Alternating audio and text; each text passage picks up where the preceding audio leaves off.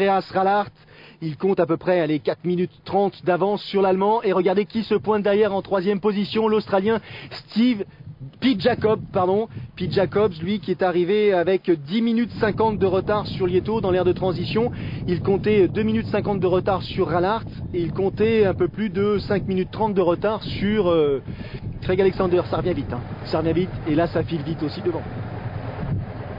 On a vu les jambes de Chrissy Wellington, ça c'est Leanda Cave devant et Caroline Steffen dans Energy Lab en tête de la compétition.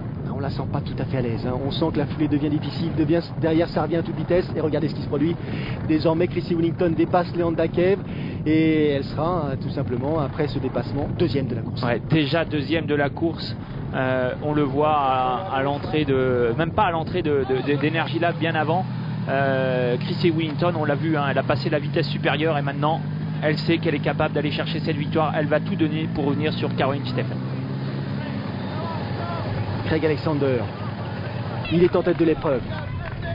Caroline Steffen, elle aussi est en tête de l'épreuve. Mais regardez, il y a maintenant 5 mètres qui simplement la séparent de Chrissy Wellington. Elle sait qu'elle est là, il n'y a plus rien à faire. La seule chose à faire, c'est de gérer sa course pour limiter, je dirais, presque les dégâts parce qu'on la sent pas au mieux, Caroline Steffen, la Suissesse, et d'essayer de garder une allure à peu près efficace. En plus, ça va être compliqué, on est pile poil à l'entrée d'Energy Lab, donc il reste encore quand même pas mal de kilomètres avant l'arrivée.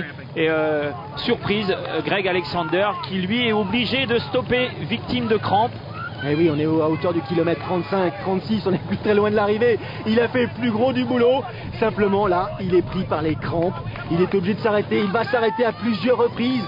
Et les crampes, plutôt la trotteuse qui tourne. Je vous rappelle le record, 8h, 4 minutes et 8 secondes pour Luc Van Lier. Il est dans les temps. Il est dans les temps du record, mais la priorité c'est la victoire et on est qu'à la sortie d'Energy Lab. Donc il reste encore peu de kilomètres à vrai dire parce que là maintenant, il reste 3 km, on a franchi la sortie d'Energy Lab. Les crampes lui ont pris effectivement un peu plus tard. On arrive sur Kona tout simplement et la ligne d'arrivée. Il faut qu'il s'accroche. Craig Alexander, Steve Jacobs en deuxième position et Andreas Rallart en troisième place. Regardez le visage, le masque sur le visage de l'Australien qui souffle et donne le maximum pour aller jusqu'à cette ligne d'arrivée. Ligne d'arrivée qu'il va franchir dans un temps de 8h, 3 minutes et 56 secondes. 8h, 3 minutes et 56 secondes, 12 secondes de moins que le record établi par Van Lier en 96. Il n'a pas eu le temps de savourer cette ligne droite d'arrivée. Il voulait le record, il voyait qu'il était dans les temps.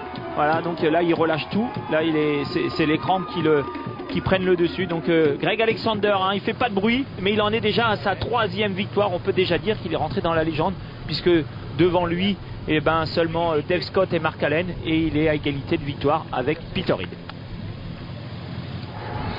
Chrissy Wellington en tête de la course. Miranda Carfrae, qui elle aussi essaye de faire l'effort. Elle est en deuxième position. Elle grappille seconde après seconde du temps sur la Britannique. Est-ce que ce sera suffisant pour avoir ça dans une poignée de secondes? Pour l'instant, on suit l'arrivée de Pete Jacobs, australien, deuxième. Ici, 8h, 9 minutes et 11 secondes. Troisième place pour l'Allemand. Encore un podium pour Andreas Rallart. 8h, 11 minutes et 7 secondes. Belle surprise de Pete Jacobs. Il fallait se mesurer à Rallart. Rallart qui avait vraiment misé toute sa saison sur Hawaï.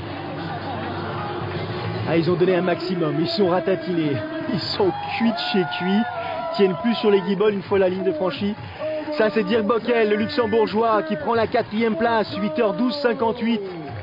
Belle perf, très très belle performance. 5e position pour Timo Bracht, le voici. L'Allemand, 8h, 20 minutes et 12 secondes.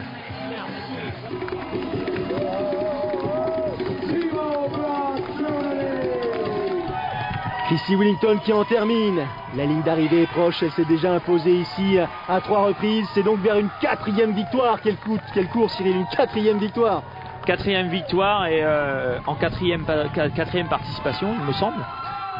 0 faute, puisque l'an dernier, on ne peut pas dire qu'elle ait participé, elle n'a pas pu prendre le départ. Chrissy Wellington qui a fait quand même une course formidable parce qu'à la fin, à la sortie de l'eau, beaucoup d'athlètes auraient dit bon, je laisse tomber pour cette année, je suis blessé, je peux pas. Et malgré tout, voilà, elle a mis la pression à ses adversaires et elle allait chercher cette victoire vraiment au fond d'elle-même. Vraiment très grande championne que Chrissy Wellington. 8h55.08 pour Chrissy Wellington. Entre-temps est arrivé Cyril Viennot, bien sûr le français, 15e place pour Cyril Viennot en 8h37. Patrick Vernet avait lui abandonné, super perf pour une première ici à Hawaï pour ce jeune triathlète français Cyril Viennot. Deuxième place chez ces dames, elle en termine presque au sprint, l'américaine tenante du titre, Mirinda Carfrae, qui va franchir la ligne sous les 9h, 8h57 et 57 secondes.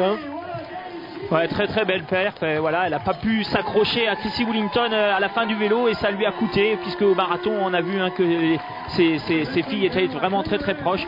Donc Miranda Carfrae qui voilà, finit deuxième derrière Chrissy Wellington et troisième place pour Leanda Cave. Exactement, Leanda Cave, 9h03.29, quatrième place pour Rachel Joyce, 9h06.57.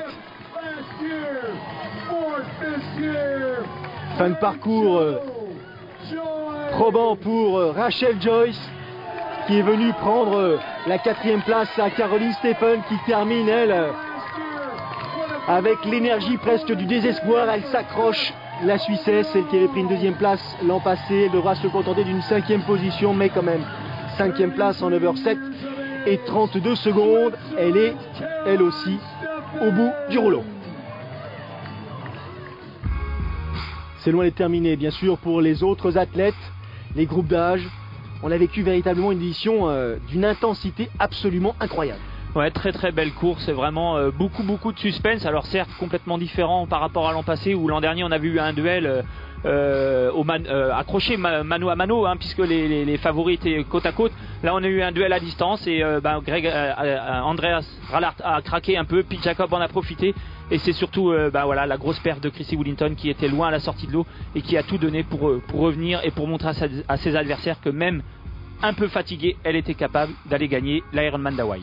Prochain rendez-vous sera la semaine prochaine, le Norseman en Norvège. Rien à voir, mais une nouvelle épreuve sur Sport+. Salut! Salut!